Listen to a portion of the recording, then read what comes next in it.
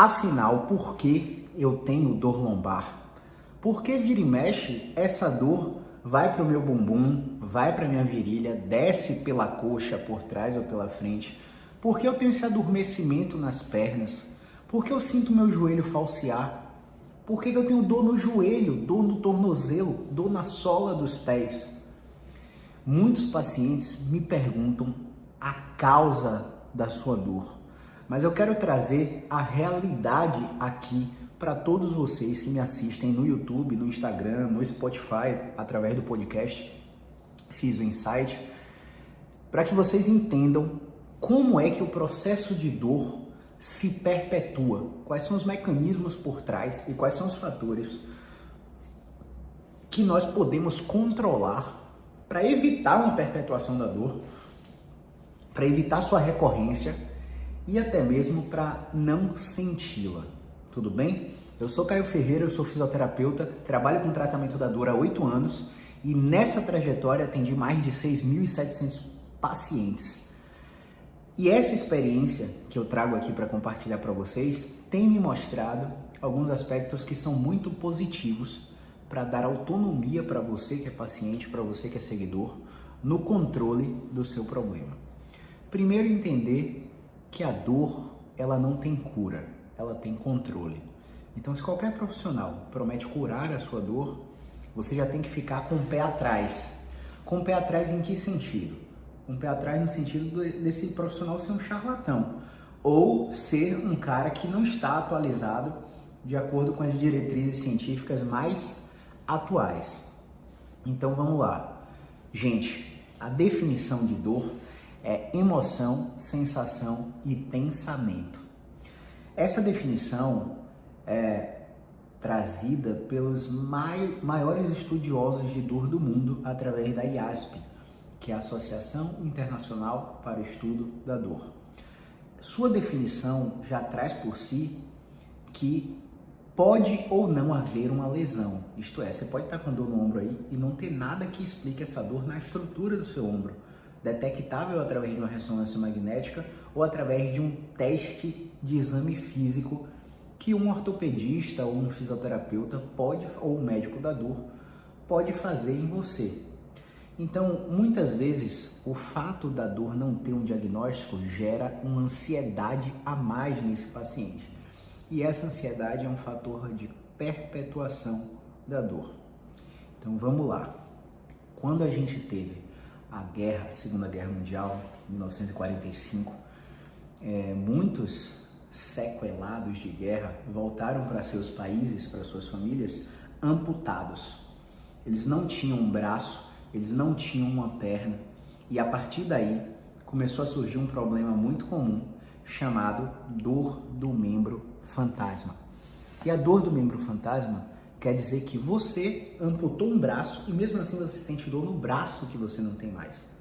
Você amputou uma perna e você sente dor na perna que você não tem mais.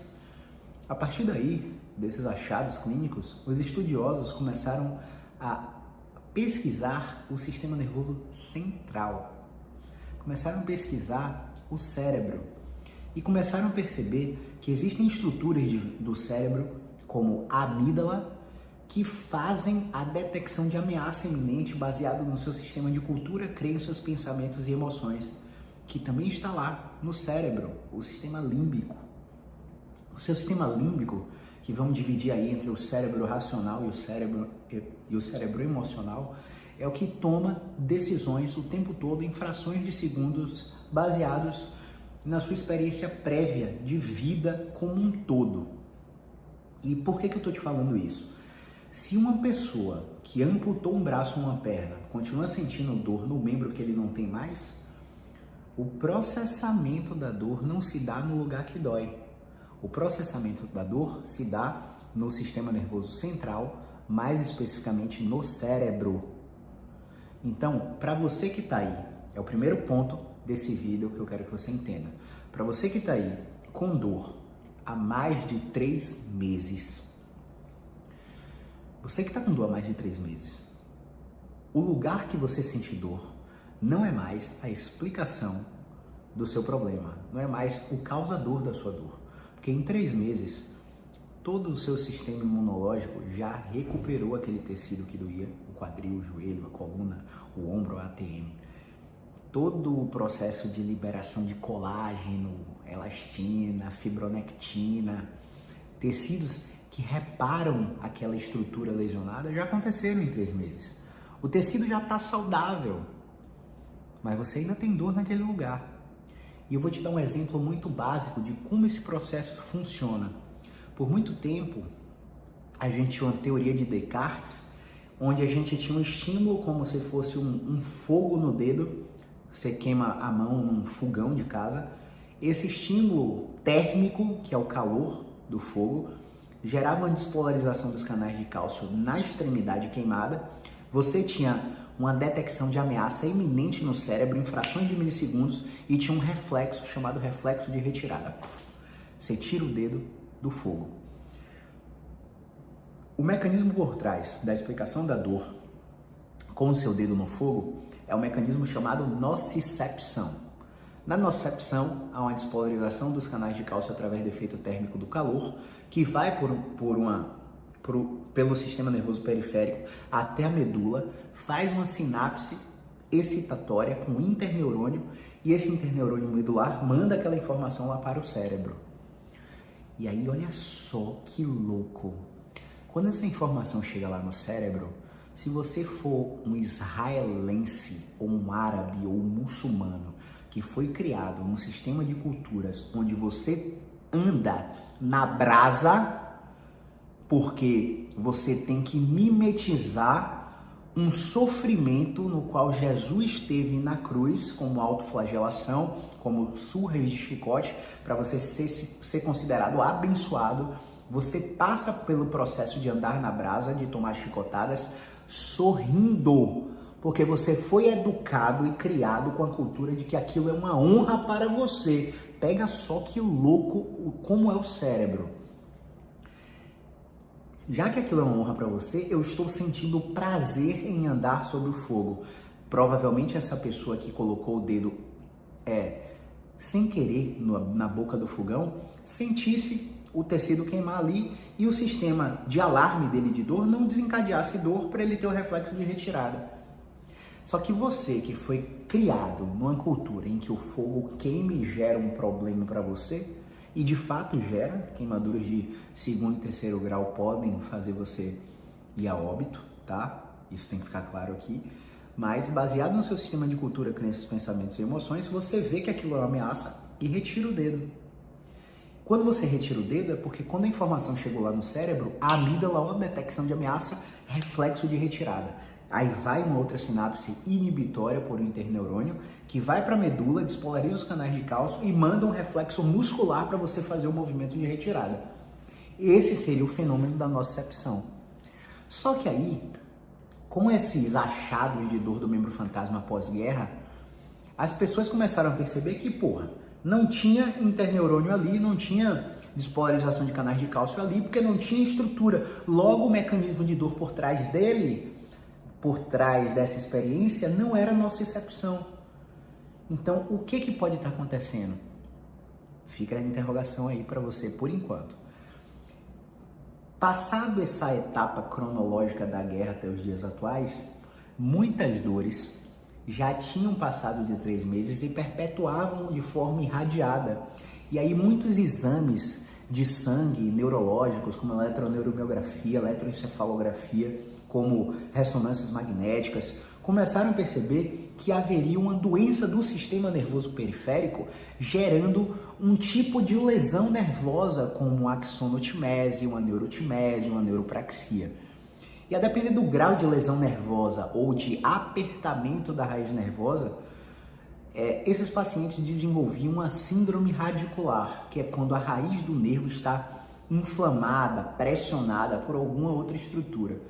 Por que eu estou te falando isso? Porque aí já é um outro mecanismo de dor, chamado dor neuropática. Você já deve ter ouvido falar por aí. Na dor neuropática, a gente também tem várias alterações no cérebro pela perpetuação e irradiação da dor. Na dor nociplástica, que não é nem nociceptiva nem neuropática, que é essa dor, no caso, dos feridos de guerra, amputados de guerra, que não têm um membro mais, mas continuam perpetuando dor, a experiência aversiva de amputação foi tão desastrosa para o sistema de cultura, crenças, pensamentos e emoções que o paciente tem, que ele continua com aquela experiência perpetuada no sistema nervoso central. Então, terapias da fisioterapia musculoesquelética, como a imagética motora graduada, são muito bem-vindos nesses casos de amputados com dor do membro fantasma. Só para você ter uma ideia. Então aí eu já destrinchei 3 mecanismos pelos quais as dores podem ser perpetuadas. E aí, para você ver o grau de complexidade de uma dor que passou de 3 meses, ela pode ser mista. Ter um componente nociceptivo, ter um componente neuropático e ter um componente nociplástico. Imagina que loucura um paciente que chega com dor crônica, pela dor crônica e todas as experiências aversivas e de frustração com tratamentos anteriores, ele desenvolve um fenômeno chamado Central Sensitization, que é a sensibilização central, onde os alertas do sistema nervoso ficam muito maiores. E aí eu faço uma analogia para que você entenda como a sua casa. Se você mora em casa aí, você sabe que a sua casa tem um alarme. Só que esse alarme é para ser disparado quando a porta da sua casa, por exemplo, é arrombada. Mas imagine que o alarme dessa casa está tão desregulado e está com um volume tão amplificado que um mosquito entra pela janela do segundo andar da sua casa e o alarme dispara. Só que o alarme dispara com um estímulo muito pequenininho, que seria um mosquito passando pela janela, mas o alarme também pode disparar com vários flare-ups. O que seria isso? Várias propagações e agudizações e aumentos súbitos da dor de um paciente que já tem dor há mais de 3 meses. Exemplo, o mosquito entrou, o alarme está desregulado e o alarme dispara só com o mosquito entrando na casa. Só que além do alarme disparar, sua geladeira liga, seu micro-ondas liga, seu ventilador da sala liga, o ar-condicionado do quarto liga, o som da sua sala liga, todas as televisões da sua casa ligam. Ou seja, eu tive um estímulo inócuo, inofensivo, que não é forte o suficiente para gerar nocicepção, porém, pelo fenômeno de sensibilização central e dor nociplástica, esse estímulo inócuo é interpretado pela casa como gigantesco e aversivo. E aí, esse alarme dispara, acendendo todos os eletrodomésticos da sua casa. Onde que isso acontece? No paciente com fibromialgia, no paciente com dor crônica generalizada por síndrome miofascial, no paciente que tem artrite reumatoide, no paciente que tem lúpus eritematoso sistêmico, no paciente que tem hérnia de disco com comprometimento neural e sensibilização central. É aquela mulher que, além da dor lombar irradiada para coxa, para perna, para genital, ela desenvolve cólica abdominal, ela desenvolve enxaqueca, ela desenvolve dor no peito, ela tem ansiedade e tem uma sensação como se estivesse infartando, só para você ter uma ideia. Então, dito esses 3 mecanismos da dor, eu preciso te explicar como a sua dor perpetua ou melhora. E essa é uma analogia muito simples, que não se aplica a todos os casos, mas se aplica à maioria deles, pode ser o seu. Quando a gente tem uma dor, intuitivamente, como leigo e não profissional da saúde, às vezes até profissionais da saúde, a gente quer procurar a causa da nossa dor. Só que se você não teve um trauma, uma queda ou um acidente, a causa da sua dor pode ser uma doença e faz muito sentido investigar. Quando você vai investigar a doença no médico, ele vai te pedir um exame de imagem do lugar, ele vai te pedir exame de sangue para ver como estão suas condições orgânicas. E na maioria dos casos, nessas dores sem relato de trauma, queda ou acidente, para cada 250 mil exames, encontra-se uma doença grave. Qual que seria essa doença? Um câncer gerando uma metástase, por exemplo. Você pode ter, por exemplo, uma infecção na coluna. Você pode ter uma tuberculose óssea, por exemplo. Você pode ter uma anestesia em cela, né? Que é uma síndrome de Caldequina, é um sinal de síndrome de Caldequina. onde você perde o controle urinário, o controle fecal, você perde a ereção, você perde a lubrificação vaginal, você tem dormência e formigamento na genital, dormência na parte interior da coxa, e isso é progressivo, você piora progressivamente. Então, para cada 250 mil exames, você encontra uma doença dessa por trás. E aí, enquanto custo-efetividade para um sistema de saúde, o quão interessante é gastar com 250 mil exames para achar uma doença? Não é interessante. Interessante seria que 250 mil tentativas de tratamento conservador com fisioterapia, com medicação, com bloqueio, com injeções de corticoides, medicações de pequeno até medicações de amplo espectro, fossem tentadas antes de se buscar uma investigação absurda com exames de imagem, exames laboratoriais, onerando o sistema de saúde e fazendo com que seu plano de saúde aumentasse de uma forma absurda a cada ano por causa de sua utilização indevida. Você vê o tamanho do problema da dor crônica? Só para você ter uma ideia, nos Estados Unidos, atualmente, a gente tem dados do estudo The Effect of Economical Costs of Chronic Pain in USA.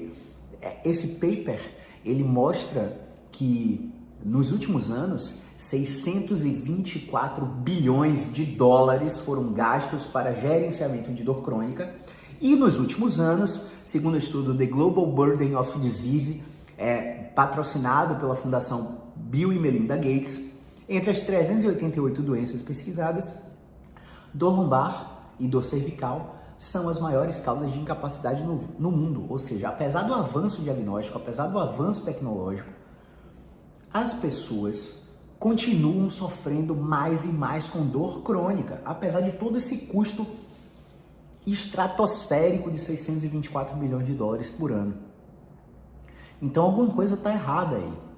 É muito fácil de inferir que alguma coisa está errada. Se a gente está investindo tanto dinheiro para tratar a dor crônica e os pacientes não estão melhorando. Dito tudo isso, esses pacientes, eles vão investigar um diagnóstico para buscar sua causa e não acham. Por que eles não acham? Porque quando a gente compara pacientes que têm dor há mais de 3 meses com pacientes que não têm dor através de ressonância magnética, a gente encontra que os pacientes que não têm dor têm a mesma prevalência, a mesma incidência, a mesma frequência de manifestação de alterações degenerativas na coluna, no joelho, no quadril, na articulação temporomandibular e por aí vai. Isso quer dizer que se você pegar 2 mulheres, uma com dor e uma sem dor, fizer a ressonância nas duas, você vai achar hérnia nas duas, só que só uma tem dor. Vai achar artrose nas duas, só que só uma tem dor. Você vai achar desidratação discal, abaulamento discal, espondilodiscoartrose, espondilolistese, todos esses nomes feios que vêm em exame de imagem, você vai achar nas 2 mulheres. 100 mulheres de cada lado, 100 homens de cada lado, ressonância em todo mundo, um grupo com dor, um grupo sem dor, você acha 88% de alteração degenerativa na coluna, nos 2 grupos. Esse achado foi proposto no estudo do Brinjic et al. De 2015, uma revisão sistemática a respeito dos achados de degeneração da coluna na população assintomática. Tá? Um estudo muito grande, com 3.110 pessoas estudadas através de ressonância magnética, que constatou que de 20 a 80 anos, as pessoas sem dor e as pessoas com dor encontram a mesma prevalência de alterações desses nomes feios que vem no exame de imagem. Isso faz a gente entender que o exame de imagem hoje, ele não é suficiente em nenhum aspecto para explicar por que você tem dor há mais de 3 meses. Só que, tudo bem, isso é importante, porque já que eu não achei nada grave e compatível com o meu exame físico, em vez de eu ficar tranquilo com aquela informação, eu estimulo ainda mais a minha ansiedade por buscar o que eu tenho, já que o exame não explicou, já que o exame de imagem não explicou, o exame laboratorial não explicou e o exame físico feito pelo fisioterapeuta, pelo médico, não explicou também. Por que dói afinal?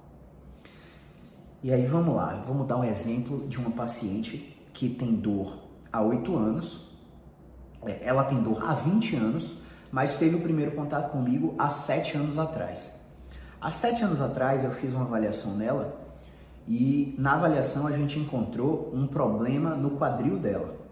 E a gente tratou o problema no quadril dela, a dor lombar dela melhorou. Só que naquela época, 7 anos atrás, eu não tinha esse conhecimento que eu estou te propagando aqui. Eu não tinha, definitivamente. Hoje eu sei que qualquer coisa que eu fizesse naquela paciente há 7 anos atrás ia fazer ela melhorar. Porque num primeiro episódio de dor na lombar, a recuperação espontânea é muito alta em 3 semanas. Então, a gente precisa entender sobre a história natural do problema, para não criar crenças no paciente que o paciente depende do profissional de saúde, ou que o paciente tem alguma coisa errada fora do lugar, ou que a coluna dele está frágil, enfim, porque essas crenças mudam a forma como a gente se movimenta. O paciente vai com mais medo se mexer, o paciente vai com mais evitação, o paciente vai com muito receio para o movimento. Beleza? Depois, há 5 anos atrás, ela teve um outro episódio. Nesse outro episódio, a gente já achou um problema na coluna dela, um movimento que estava estranho, e a gente tratou aquele movimento e ela melhorou também. O segundo episódio também tem uma recuperação espontânea em 4 a 6 semanas. O terceiro episódio de dor na lombar tem uma recuperação espontânea de 6 a 8 semanas. Na maioria dos casos, tá? Tem caso que realmente cronifica, 40% dos casos cronificam. E ela veio aqui essa semana. E aí, com todo esse conceito que eu estou te dando de uma abordagem baseada em mecanismo neurofisiológico da dor, que eu te expliquei sobre nocicepção, o mecanismo neuropático e o mecanismo nociplástico, a gente fez uma investigação biopsicossocial nela e o que é que a gente encontrou? A gente encontrou uma barreira de recuperação muito grande devido à demanda do trabalho. E aí a gente foi lá, no ponto do tempo da vida dela, que ela teve o primeiro episódio, e a gente perguntou, você consegue perceber que alguma coisa na sua vida está fora de contexto, está fora de uma rotina habitual? Será que tem relação? Faz sentido? Ela não faz. Eu fui transferida para outra cidade, eu vou ter que pegar o carro novamente e viajar. Naquela primeira vez que eu vim aqui em você, eu estava morando naquela cidade e trabalhava aqui, então eu tinha que pegar o carro o tempo todo, viajar, tinha menos tempo com o filho, menos tempo com o marido e por aí vai. E aí eu organizei toda a minha vida e me mudei para essa cidade em que eu trabalhava e agora eu fui transferida de novo para outra cidade e eu vou ter que voltar a ter aquela questão. Veja bem, em todos os episódios que você me visitou, estava tendo algum conflito desse social na sua vida em relação ao trabalho, a uma demanda ou alguma insatisfação com alguma decisão tomada. Faz sentido? Não, faz muito sentido. Você enxerga um padrão aí? Eu enxergo um padrão. Por que eu estou abrindo parte dessa história para você? É muito mais complexo que isso, tá? Mas eu estou abrindo parte dessa história para você entender que um estudo chamado Classification of Neck and Shoulder Pain in Office Workers, classificação de dor lombar, de dor cervical e dor no ombro em trabalhadores de escritório, mais de 12 mil pessoas no estudo, que trabalham de forma sentada prolongada. Então, o pressuposto diagnóstico dos pesquisadores seria que quem passasse mais tempo sentado teria mais dor, quem pegasse mais peso teria mais dor, quem ficasse mais na frente do computador teria mais dor, quem tivesse sobrepeso e obesidade teria mais dor. E aí, no final do estudo, teve um follow-up, um acompanhamento de 2 anos. As pessoas que mais desencadearam dor tinham depressão, percepção entre esforço dado e recompensa recebida no trabalho pobre, e essa recompensa pode ser de reconhecimento ou uma recompensa financeira. A terceira, ansiedade. A quarta, uso do teclado por mais de 4 horas. A quinta, ser mulher. Simplesmente ser mulher.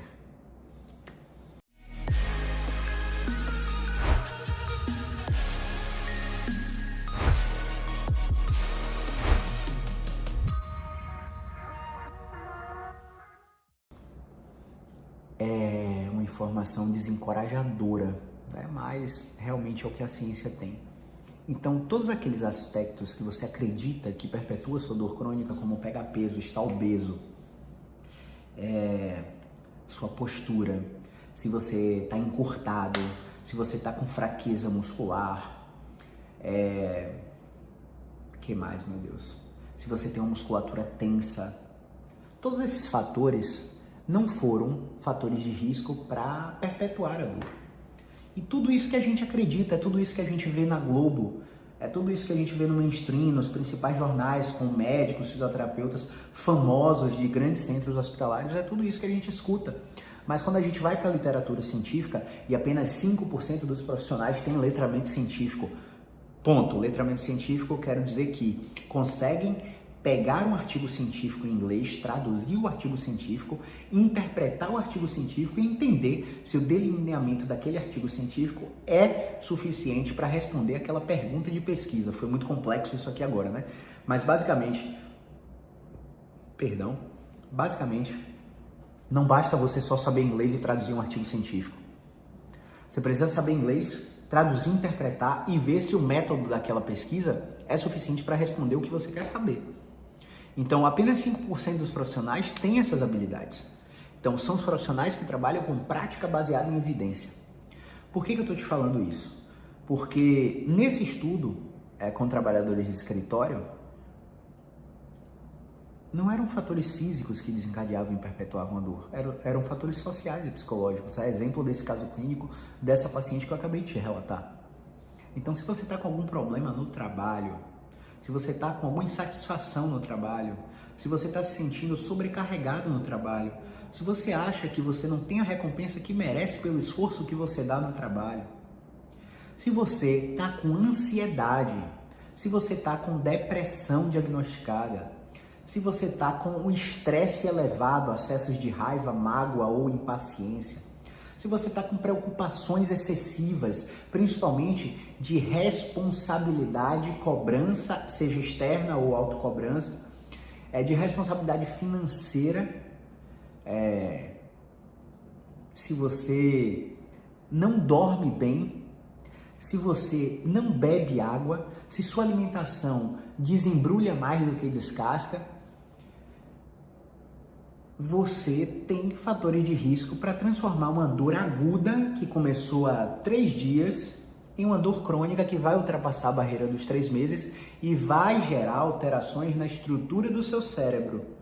E essas estruturas do seu cérebro vão fazer um curto-circuito que vão sensibilizar o seu sistema nervoso e vão fazer com que você perceba mais dor em movimentos que não são naturais para que você sinta dor.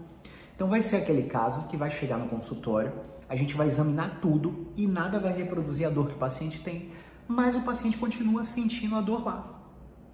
Quando o problema é nociceptivo, é neuropático, a gente geralmente encontra um movimento que aumenta a dor do paciente na hora para saber o que faz o paciente doer. Quando o mecanismo é nociplástico, a parada é intermitente. Dobrar às vezes dói, dobrar às vezes não dói, pular às vezes dói, pular às vezes não dói. Tudo depende do quanto de contração muscular eu uso. E nessa brincadeira, esses pacientes, eles são informados por profissionais da saúde que eles têm que proteger a coluna contraindo o abdômen, que eles têm que consertar a postura para ficar com a postura elegante, super elegante. Fica assim por 5 minutos aí para você ver como é. Vamos lá, eu fico com você. Vamos supor que a gente acelerou o vídeo aqui e ficou por 5 minutos. Faz esse teste em casa. Você vai cansar. Você vai sentir pontos de tensão absurdos. Você pode até sentir dor de cabeça. Porque a nossa coluna ela foi feita para se curvar. A nossa coluna não foi feita para ficar reta. Essa ideia de retificação que reeducações posturais globais pregam como culpadas da dor, de correções de postura, por exemplo, não são baseadas em fundamentação científica nenhuma. Sua dor não está aí porque sua postura é ruim. Sua dor não está aí porque você está encurtado. Sua dor não está aí porque você não tem fortalecimento muscular, no caso você tem fraqueza. Sua dor não está aí porque está inflamado. Inflamação melhora com 3 semanas a 3 meses. Passou de 3 meses? Se você não tem uma doença reumática, se você não tem uma síndrome dolorosa, uma síndrome inflamatória crônica diagnosticada por um reumatologista, como artrite reumatoide, lúpus eritematoso sistêmico, gota, não há explicação de inflamação para que sua dor esteja aí. Pelo contrário, Se você tomar anti-inflamatório, você piora a recuperação do seu problema. Por que eu estou te falando isso? Porque quando você tem uma crise de coluna por uma hérnia de disco que comprimiu lá a raiz do nervo e o nervo inflama, incha para proteger a raiz, você adota aquela postura antálgica onde seu corpo fica torto, onde seu corpo fica fletido. Você sabe o que é que acontece? O seu sistema imunológico começa a atacar a hérnia. A quimiotaxia, que é o fenômeno pelo qual a fisiologia do seu corpo ataca o fragmento da sua hérnia, começa a acontecer. E quando você bota um anti-inflamatório, que basicamente é um inibidor de ciclooxigenases seletivas, COX-1 e 2, você ativa a inibição da adesão plaquetária. E quando você faz isso, você inibe a própria quimiotaxia, você inibe o próprio ataque do seu sistema imunológico à região da hérnia inflamada. A inflamação, que parece uma coisa perpetuada por várias pessoas e profissionais da saúde, inclusive famosos, globais, de vários hospitais renomados, a inflamação que é condenada por esses profissionais, dito tudo isso, não parece lhe ser algo necessário, no mínimo necessário, reflita. Porque através da inflamação que você vai ter a fase proliferativa de tecido, a fase de reparo tecidual. Sim, antes tem a fase hemorrágica, antes tem a fase realmente inflamatória, onde você tem calor, rubor, edema, inflamação, vermelhidão, dor à palpação, dor local. Só que inibir esse processo significa atrasar o fenômeno de reparo tecidual, de remodelação tecidual, o fenômeno de dessensibilização do sistema nervoso, que é hiper necessário para que você melhore. Uma outra coisa que muitas pessoas negligenciam, e tá ali o livro, tá? É o porquê nós dormimos, a ciência do sono e do sonho, do autor Matthew Walker, que hoje, atualmente, é o maior pesquisador de sono do planeta Terra. Enquanto a arquitetura do seu sono, ela tem 5 ciclos de aprofundamento. O primeiro ciclo de aprofundamento na arquitetura do sono é de 11 da noite a 1 da manhã. O segundo ciclo é de 1 da manhã a 3 da manhã. Eu tenho pacientes que têm privação de sono e insônia que não conseguem dormir antes de 3 da manhã.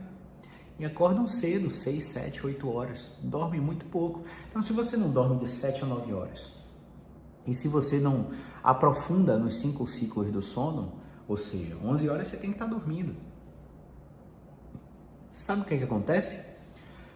O seu sistema nervoso começa a ficar mais sensível. Então, é aquela história da casa, do alarme que eu acabei de explicar. Se o seu sistema nervoso está mais sensível porque você não dorme, cara, o que vai acontecer? O que vai acontecer?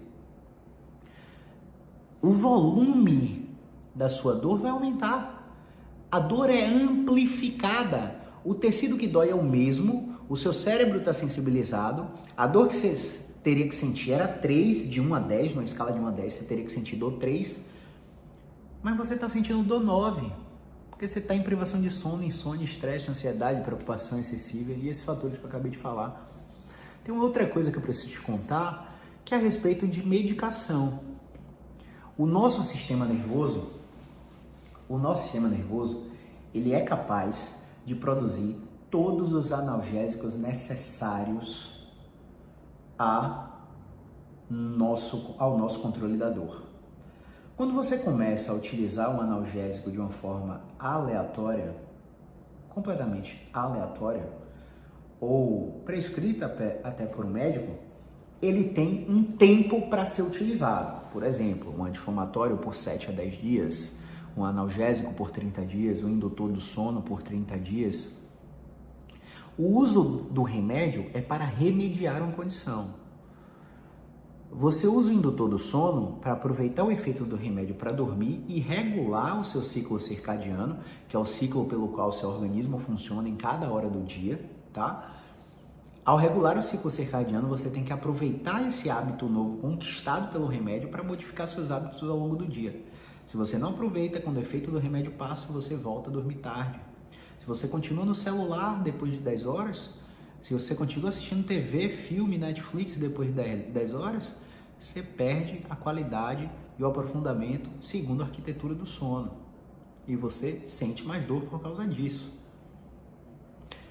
Se você está usando um analgésico para controlar a dor, você precisa aproveitar o efeito do analgésico para fazer o tratamento para a causa do seu problema. Para a causa, entre aspas, né? Dor, você já deve ter percebido que não tem causa em específico dor crônica. Dor crônica tem influências de várias coisas. Se você não aproveita o boom da medicação para fazer o tratamento, uma hora o efeito da medicação vai passar e você não melhorou nada. A dor vai voltar. Uma hora, mas não desinflamou? Depois de 3 meses de desinflamar, você não já entendeu que não faz sentido? Uma outra coisa é que o seu sistema nervoso, que tem a capacidade de liberar esse analgésico, esse opioide aí que eu estava citando, ele começa a desaprender. Ele começa a desaprender a liberar esse opioide. E ele entra num processo de retroalimentação negativa. Ele fala assim, o corpo é uma entidade assim primorosa feita por Deus. É o sistema de engenharia perfeito que todo engenheiro gostaria de montar. As engrenagens, as artérias, os vasos, os nervos. É um sistema complexo, porém perfeito. Se você está colocando um dispositivo externo, um remédio oralmente, né? Tomando o remédio, o seu sistema nervoso fala assim, eu não vou gastar energia para produzir o opioide dele, porque ele já está botando o opioide de fora, o analgésico de fora. Eu não vou gastar energia para liberar minhas células imunológicas para aquele tecido reparar, se ele já está colocando um anti-inflamatório de fora. E aí quando você tira o remédio, o corpo não sabe mais fazer. Você precisa de estimulação natural para fazer. E isso não tem nada a ver com usar homeopatia, florais de Bach, ou não tem mais nada a ver com usar, enfim, aromaterapia, cromoterapia, barras de ácidos. Não tem nada a ver com isso, pessoal. Tem a ver com regular o seu ciclo circadiano. Tem a ver com a hidratação calculada, tem a ver com a alimentação planejada, tem a ver com sono regulado e tem a ver com exercício físico. Então, qual que é o problema do remédio que parece que alguns pacientes enfrentam? Hepatotoxicidade. Você já ouviu falar? O seu remédio vai gerar uma sobrecarga no aparelho gastrointestinal e vai elevar enzimas hepáticas como TGO, TGP, gama-GT e por aí vai. O seu fígado em sobrecarga, ele pode sofrer com esteatose, ele pode sofrer com diversas doenças que vão colocar o seu sistema nervoso sob estresse também. E o seu sistema nervoso sob estresse, porque você está com esteatose hepática, com colesterol alto, dislipidêmico, ou porque você está com gastrite, ou porque você está com azia, refluxo, ou porque você está com retrocolite ulcerativa, ou porque você está com pólipos intestinais, ou porque você está com inflamação intestinal, porque você está com pancreatite, pedra na vesícula, pedra no rim, né? Porque você está com esofagite, porque você está com um problema cardíaco, uma infecção pulmonar, o seu sistema nervoso entende isso e detecta isso como ameaça e sensibiliza. E essa sobrecarga dos órgãos também amplifica o seu volume de sentir dor. E aí, no último ponto, para terminar esse vídeo e esclarecer em definitivo por que você tem dor, eu vou te explicar uma relação que existe entre dor e exercício. Você provavelmente acha que porque está doendo para fazer o exercício ou o movimento simples, você tem algo machucado. Mas nessa altura do vídeo, você já deve ter entendido que movimento não machuca. Que se o movimento está doendo é porque você já tinha um problema antes. E o movimento só está fazendo o problema se manifestar. Quem é que entende de movimento? É o fisioterapeuta. Só que não é qualquer fisioterapeuta, tem que ser um fisioterapeuta experiente, um fisioterapeuta treinado, um fisioterapeuta que trabalhe na área musculoesquelética, um fisioterapeuta que trabalhe com prática baseada em evidências, que aplique em você só que é testado e comprovado cientificamente. Por que eu estou falando isso? Porque para você saber se uma terapia funciona no longo prazo e ela te dá autonomia, você tem que participar dessa terapia. Se você não participa dessa terapia, o que vai acontecer? Você vai deitar e receber uma técnica, que pode ser osteopatia, acupuntura, quiropraxia, que pode ser ventosa, liberação miofascial, reiki, barras de ácids, pistola vibratória, você pode receber botas de recovery. Eu não estou dizendo que essas coisas não funcionam. Eu estou dizendo que essas coisas não te dão autonomia e se funcionam para dor crônica, somente para a dor crônica que eu estou falando aqui, o efeito delas são paliativos. Em 24 a 72 horas, seu problema vai voltar. Um tratamento baseado em pesquisa científica é um tratamento que você participa dele, você faz. Você não recebe, você faz. É um tratamento baseado em exercício. Então, dito isso, o motivo para você não fazer exercício, que seria a dor, é a razão pela qual você deve fazer exercício. Muitos pacientes acreditam que porque tem dor, não podem fazer exercício e ainda escutam de profissionais obsoletos que não se atualizam, que você precisa de repouso, remédio até sarar e só depois se movimentar. Eu atendo pacientes com fraturas de tíbia, fraturas de fêmur, fraturas nos pés, fraturas nos braços, e a gente trabalha, depois que ele quebrou o braço, que fez a cirurgia, que colocou o gesso, com o gesso no pós-operatório imediato, a gente coloca exercício em todas as outras partes do corpo, porque a relação entre dor e exercício é completa.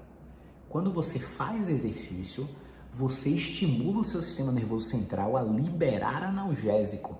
Você está colocando carga naquele exercício, o sistema nervoso entende, olha, eu preciso me adaptar. Se essa região está doendo, ela não pode doer, porque essa região está sofrendo carga. Eu preciso fazer alguma coisa ali. E aí acontece o fenômeno neurofisiológico chamado habituação, que é o fenômeno pelo qual há uma analgesia através de estímulos sucessivos. E esses estímulos sucessivos, eles podem ou não ser específicos. Quem é que sabe caçar a habituação? É o fisioterapeuta músculo-esquelético. Nenhum outro profissional sabe caçar esse fenômeno de habituação. E aí, pessoal, não entenda como uma desvalorização de outros profissionais, como educadores físicos, médicos, farmacêuticos, psicólogos, todos eles, diante do problema complexo e multidimensional que é a dor crônica, têm o seu papel. Porém, numa crise de dor, existem estudos que mostram que quando você vai no fisioterapeuta primeiro, você gasta muito menos no custo efetivo total do tratamento. Porque pare para pensar, você vai no ortopedista, o ortopedista passa uma ressonância, você sai com remédio, você volta no ortopedista com a ressonância, você sai com outro remédio e uma prescrição de 10 sessões de fisioterapia convencional, 10 a 30. Aí você faz as 30 sessões de fisioterapia, vai, para de trabalhar, volta, toma o tempo da sua vida para ir para a fila, para ser atendido no ambulatório, volta para o ortopedista de novo, para o ortopedista definir se você está bom e se você vai estar alta. Quando você vai para o caminho 2, onde você vai no fisioterapeuta primeiro, o fisioterapeuta faz uma triagem. A triagem tem o objetivo de descartar condições graves. Descartando a probabilidade de condições graves, o fisioterapeuta vai te prescrever um movimento. Essa prescrição vai ser específica para o seu caso. Se você responder ao movimento, você pula todas essas etapas anteriores de tratamentos que eu acabei de te falar. Você não vai precisar do ortopedista, você não vai precisar do exame de imagem, você não vai precisar fazer várias fisioterapias. Só para você ter uma ideia aqui, com 6.700 pacientes, eu acho que eu tenho 4 ou 5 que fizeram mais que 12 sessões. Em 12 sessões, eu já ensinei tudo que você precisa aprender para lidar com o seu problema, dependendo de seja ele qual for. Vão ter casos que vai precisar de 1 mês de tratamento, outros 2 meses, outros 3 meses. Vão ter casos que você vai ter que tratar por 1 ano. Existem pacientes aqui que em 7 anos de acompanhamento fizeram 20 sessões. Enquanto você está aí na sessão 77, no 2º mês de tratamento. Existem pacientes aqui que fizeram 12 sessões em 2 anos. Enquanto você está na sessão 36 em 2 meses de tratamento. Essa fisioterapia baseada em pacotes de tratamento que seu plano de saúde passa, ela definitivamente não tem eficácia. E quando ela funciona, é porque a história natural do seu problema já ia melhorar você. Ou é porque você estava num grupinho muito básico de exercício e condicionamento que reúne características clínicas onde você vai responder a qualquer tipo de exercício aleatório.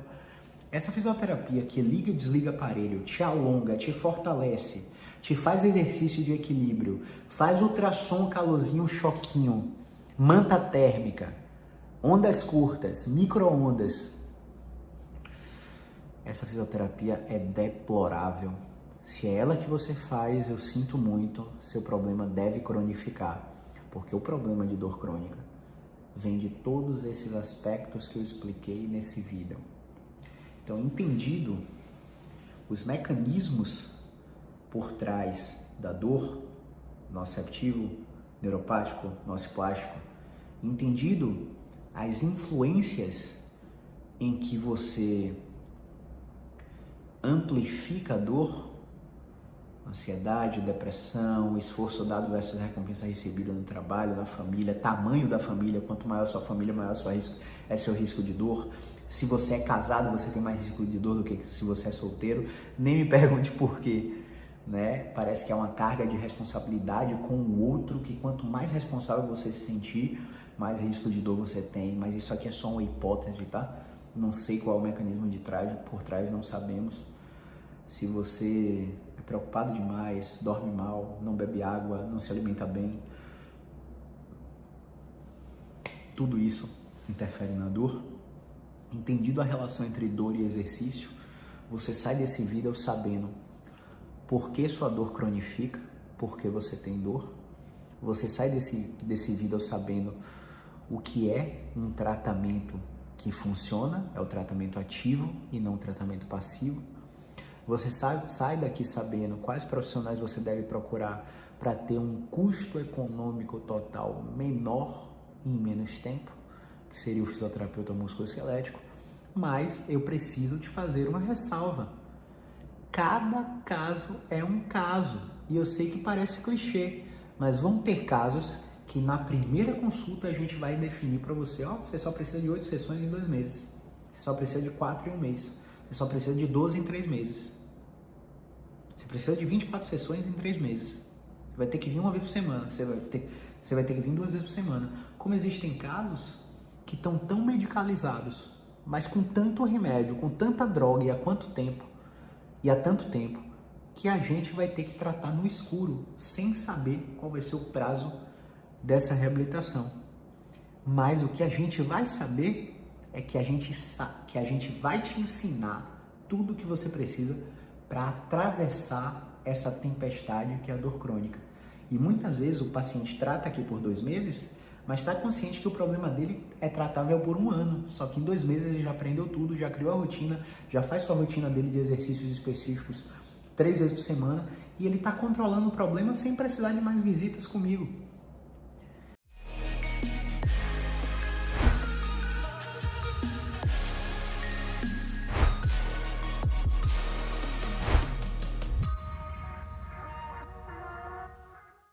Vão ter casos que vão precisar de mim e do médico anestesista para fazer algum tipo de bloqueio. Vão ter casos que vão precisar de mim e da psicóloga em terapia cognitivo-comportamental, ou da psicóloga em terapia de aceitação e compromisso, ou da psicóloga em terapia dialética comportamental. Entende? Vão ter casos que vai precisar de mim e do educador físico, do personal trainer. Vão ter casos que vão precisar de mim, do psicólogo e do psiquiatra. Vão ter casos que eu não vou ajudar em nada, porque é uma condição imutável com fisioterapia, uma articulação comprometida sem resposta ao movimento, com sensibilização central e vários fatores de barreira de recuperação, por exemplo, onde ele vai precisar operar e colocar uma prótese total no quadril, no joelho, uma prótese reversa no ombro e fazer o tratamento pós-operatório na fisioterapia. Vão ter casos que a gente não vai ajudar em nada, como um caso de hernia de disco com o pé caído, onde as técnicas de fisioterapia, quando expostas ao paciente, não vão solucionar aquela disfunção e o paciente vai ter que fazer uma cirurgia endoscópica da coluna ou uma cirurgia um pouco mais aberta, tudo depende da habilidade do cirurgião, para tirar a compressão da raiz. E isso só o ortopedista, cirurgião de coluna, vai saber fazer. Uma coisa que a gente sabe é que você não vai ficar sem direcionamento.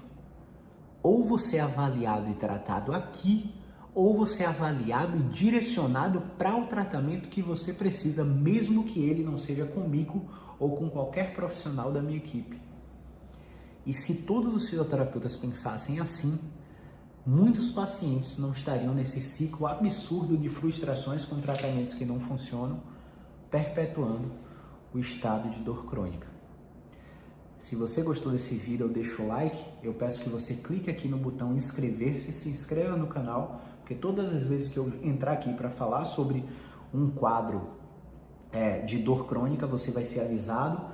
É importante que você curta esse vídeo, comente, compartilhe, para que o YouTube entenda que ele não é um conteúdo desrespeitoso, que ele é um conteúdo que te ajudou e propague esse vídeo para mais pessoas.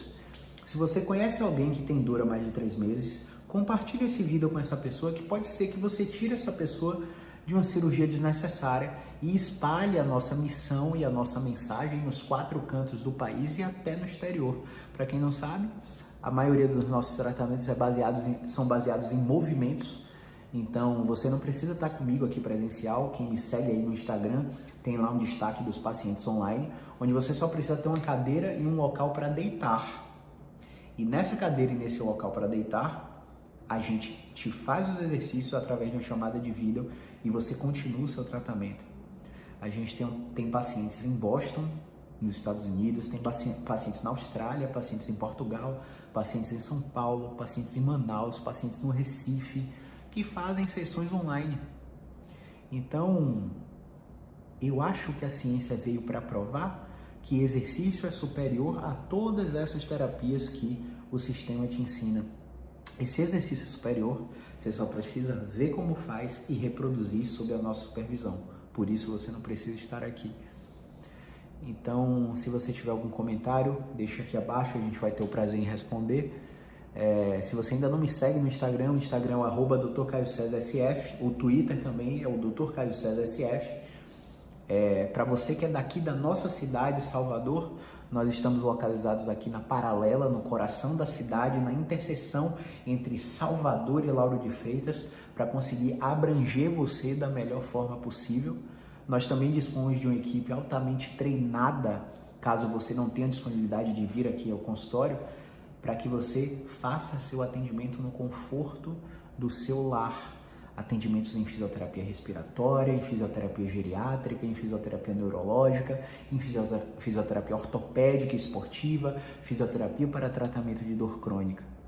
Então, no conforto do seu lar, um dos 3 membros da nossa equipe vai a domicílio te prestar o melhor serviço possível. O que você não pode é continuar sofrendo com dor e incapacidade, beleza? Um grande abraço, movimento é vida.